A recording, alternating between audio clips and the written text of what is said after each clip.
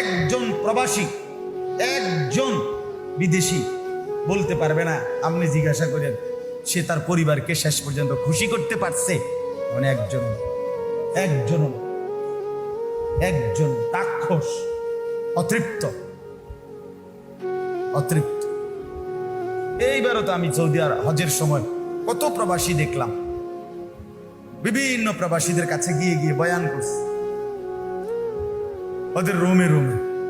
এমনও প্রবাসী দেখছি বলছে যে হুজুর আমি 8 বছরের ভিতরে কোনোদিন নিজের সুখ বলতে কি জানি না, বউ বাচ্চার প্রয়োজন সংসারের জন্য সব দিয়ে দিছি।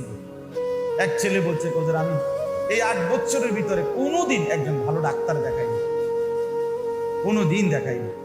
কারণ ওইখানে ওষুধ পুরা প্যাকেট পুরা কিনতে হয়, বক্স কিনতে হয়।